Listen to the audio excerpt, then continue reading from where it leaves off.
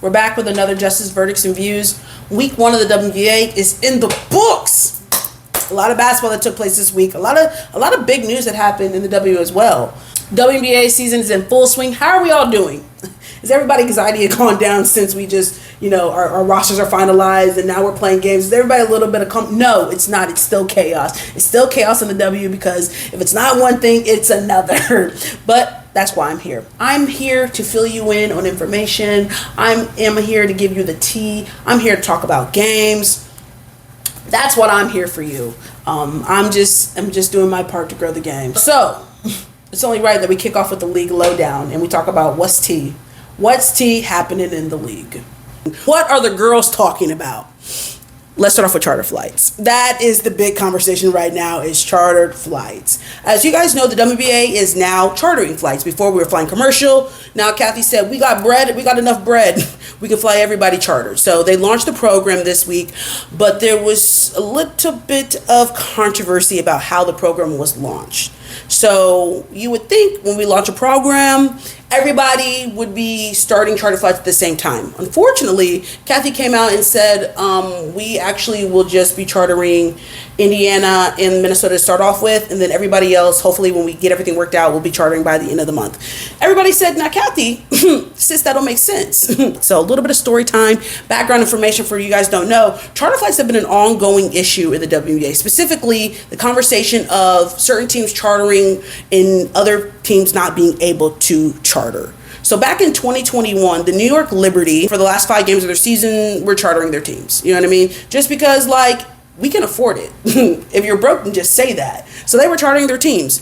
WNBA got wind of this and fined them $500,000 because it was giving their team an unfair advantage. Because some teams couldn't afford to charter their flights, so it would be unfair for the New York Liberty to be able to charter their team while these other players have to fly commercial, and to give them leverage in a game. So they ended up fining them $500,000, and then they even threatened to dismember them from the WNBA. It was super dramatic. So knowing that took place when Kathy launched this program and it only was applicable to 2 out of the 12 teams, everybody was like, but you literally just said 2 years ago that it was giving everybody a disadvantage. What changed now? You know what I mean? A lot of people were complaining that shouldn't we have waited until the program was able to be implemented among every single team before we launched? And why did we pick Indiana and Minnesota? Now, the WNBA came out and said, well, we picked them because they had longer flights. That's why. But that just didn't pan out because there were some teams that were flying longer distances. And honestly, here's the crazy thing when it comes to the flight situation. I know teams like Las Vegas and New York are looking at Kathy and be like, you're playing in our face. So Las Vegas and New York said, okay, you guys don't want to roll out the program to everybody right now. Can we charter our players? Because we got a plane we can use. And then Kathy's like, nope, you can't. Although you guys have a plane, you can't charter your players. You have to wait till the program rolls out. And that doesn't make any sense to me. If they have the means to charter their players right now, why must they wait for the program to be implemented if you've already begun implementing it with 2 other teams? The math, it doesn't make any sense. And ultimately, in my opinion, they should have waited to have the rollout when it was ready for everybody, because again, it just doesn't look great. And especially when we think about what teams started the charter flights, it's like the WNBA never wants to beat the allegations. We continue to put ourselves in positions where we are not beating the allegations, Kathy. So what else went down this week? The WNBA announced the name of the new team coming to the Bay Area, the Golden State Valkyries. In my opinion, that's a tough name. That's a tough name. And the color scheme, I agree with Paige Beckers. That is a pretty color scheme. The purple and black went hard. Now, I think the WNBA did a fantastic job with the launch in terms of they had Kaylani doing the voiceover. If you know, Kaylani is like a Bay Area native and literally royalty out there. So having her do the narration, I just think just set the tone in terms of kind of what the energy is going to be like when it comes to that team. I saw a video actually of literally lined so far down the street of people trying to get their Valkyrie gear. Now, I didn't went on Play Society and bought my t-shirt so I am already prepared. But definitely, people are lined up for hours trying to get their Valkyrie merch. So I'm excited to see the energy that the Bay Area already has about their team. The announcement definitely brought some questions of people asking kind of how's the WNBA going to do an expansion. I made a video specifically about that, so you can go check that out, that talks more about how the WNBA typically has done the expansion draft in the past and kind of what that looks like. So yeah, the announcement though is also big news that just happened in the WNBA this week. Next, we saw a lot of content come out with the WNBA and the Skims collaboration. Last fall, Skims became the official underwear brand of like the NBA, the WNBA, and I want to say like the US national teams. So we saw some content come out from that Skim collaboration, and chef's kiss. No, I thought it was tasteful. Now, am I going to go out and buy some Skims? Probably not.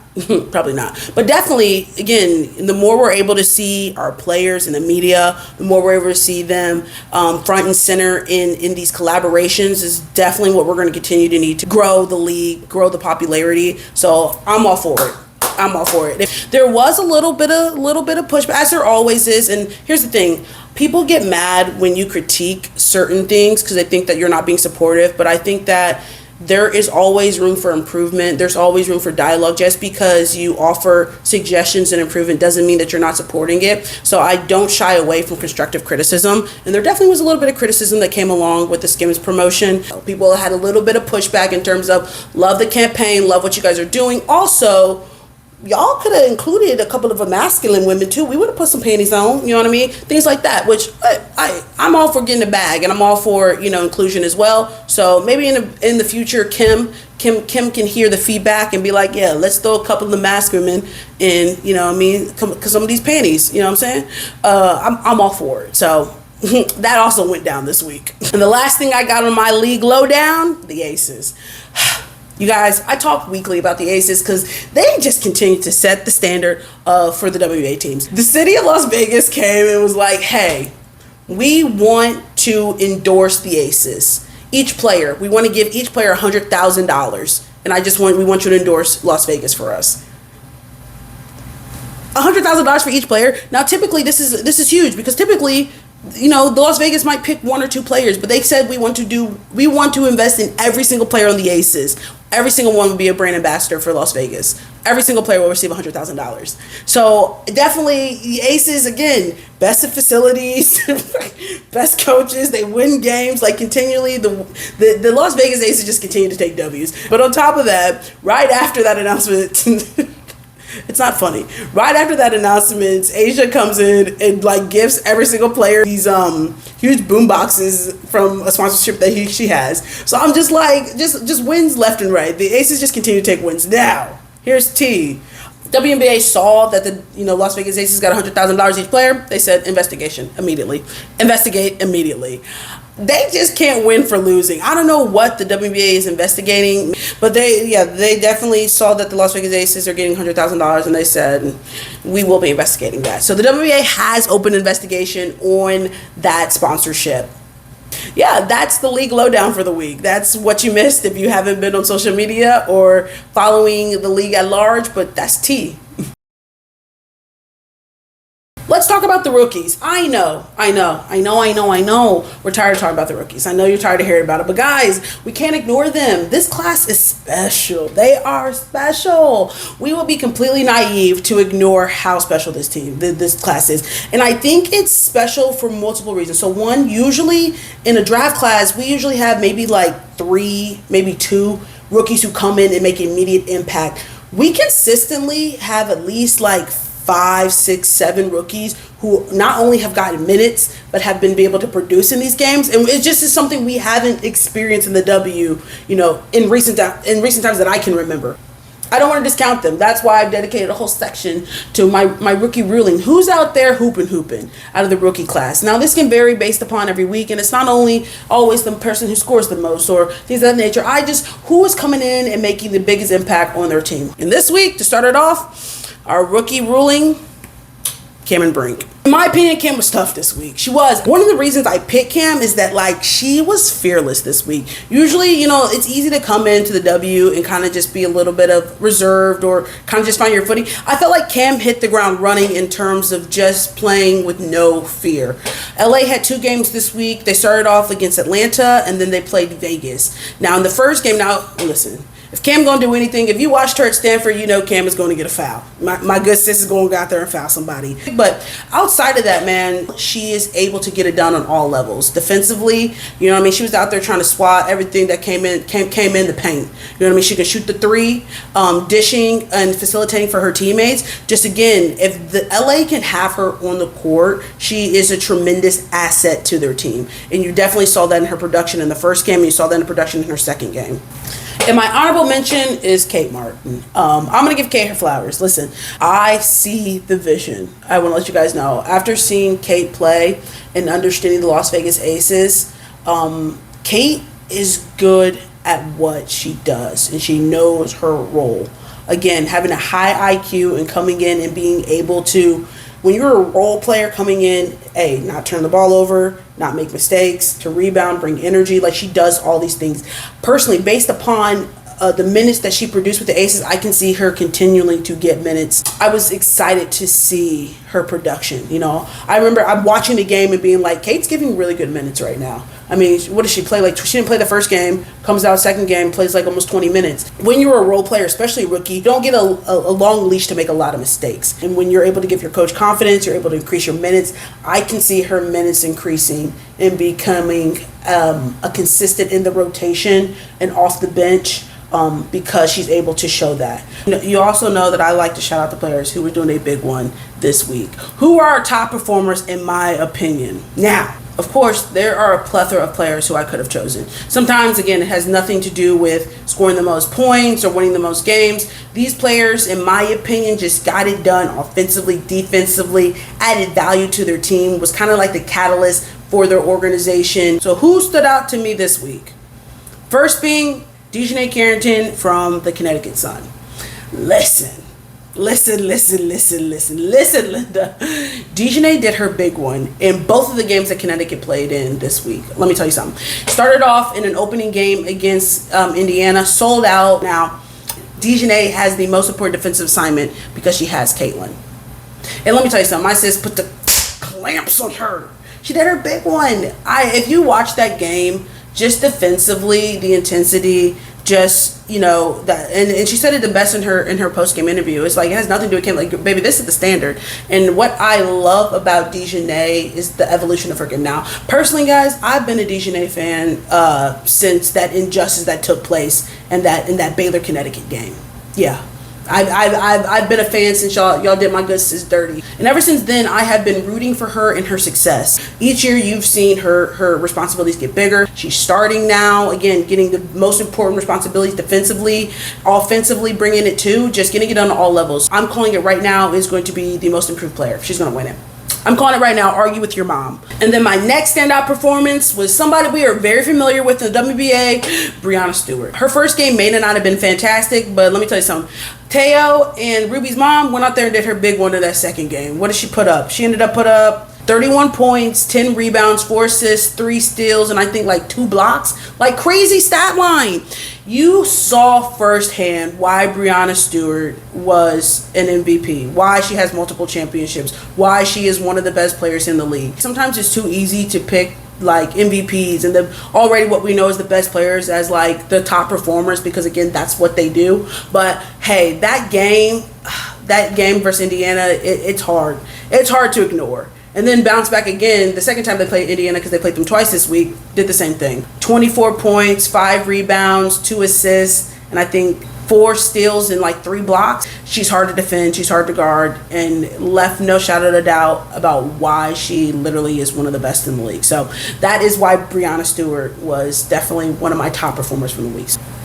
So what does our weekly wrap-up look like and our verdict of the week? Like I said, week 1, lots and lots of games. So this is what our WNBA standings are looking at right now. Some teams are fighting for that first win. Again, I know my previous take, I said, hey, Chicago is going to be asleep. Listen, give Chicago some time, y'all. Give us some, don't count them out just yet. I mean, they went 1-1. Again, it's so early in the season. You can tell that teams are still trying to get it figured out. So you only can take kind of some of these games with a grain of salt. You have certain teams such as Las Vegas and Connecticut and New York who already look in great condition in terms of chemistry, in terms of production, in terms of roles and responsibilities. And then you have other teams who you can just tell that sometimes they're fighting against injury still. Maybe they're Indiana, they're still trying to get to know each other. Like the chemistry's not there. They're super young. Like everybody's in such vast different spaces, but the interesting thing enough is that although they're in different spaces, the games are still really competitive. Like Las Vegas went down to the wire with LA, honestly, and it was literally a one possession game with like 2 minutes left. Marina Mabry and Arike Gumawale, hey, going against your old teammate, like they were literally going back and forth that first game. Even that second game, Arike, if she's gonna do anything, she's gonna hit a game winner. So again, exciting basketball. Seattle, Phoenix, everybody is being extremely competitive. That opening game against Phoenix and Las Vegas Aces, hey, I'm gonna be honest with y'all, I didn't think Phoenix was gonna be as good as they are, and they definitely put me on notice. And hey, surprise, yeah, they definitely were out there doing the big one. So this is kind of like, I mean, these standings on a weekly basis, I think can move drastically. All these games, all these things that took place. Who was my team of the week? What team stuck out to me that I was like, ooh, you guys are exciting to watch? Connecticut Sun. Usually, if maybe I can find a correlation here. Usually, one of my standout performances is going to be on the team of my team of the week. Connecticut, guys. And again, roll the clip of what I said about Connecticut in the freaking Will My Faith Make roster. The Connecticut Sun is going to do what the Connecticut Sun do. I think they're going to be a strong team as usual. As long as they got DeWanna Bonner and Alyssa Thomas healthy, they're always going to be in the conversation as a contender. They're always going to be putting up a fight, and they're always going to be putting teams on notice. They are just consistent. Oh, I love Connecticut because they are consistent every single year. And every single year, people just don't expect them or just don't even... They don't get the respect that is due, honestly. Dejanay, DeWanna, AT, like well-oiled machine. And then you throw in, they added some great additions. Ty, literally, that game the first game against Indiana, the Ty went in. Yo, my sis couldn't miss from the three. Like, they were out there hooping. And I think a lot of teams, again, don't expect them to be as good as they are every single year. And every single we have the same conversation. Like, AT opens up with a triple-double. DeWanna ends up breaking and moves up into the 5th all-time WNBA scoring list. Like, Connecticut continues to be in rare form every single year. Now, listen, I'm an Aces fan. I be rooting for the Aces. I would love to see them get the three-peat. I would not be upset with a Connecticut championship. I'm going to say that. I wouldn't. If our Aces don't win, I hope Connecticut does. Just because I like their story, and also I like the grind that they have. Like, the disrespect, you know what I mean? The chip on their shoulder, and they play like that. But also the chemistry's there. The production's there. They are a well-oiled machine. I understand why Stephanie did not want no rookies on her team. Like, sis, I got a game plan right now, and I'm executing. And right now, they are executing. Right? In my opinion, they are one of the more teams who have all their pieces together and are operating on full scale right now in terms of just how they're flowing as a whole. It was just exciting to watch. If you have to tune into a team this week, I encourage you to tune into a Connecticut Sun game because they were out there hooping. They were out there doing their big one. So that's a wrap, guys. Another Justice, Verdicts, and Views in the book.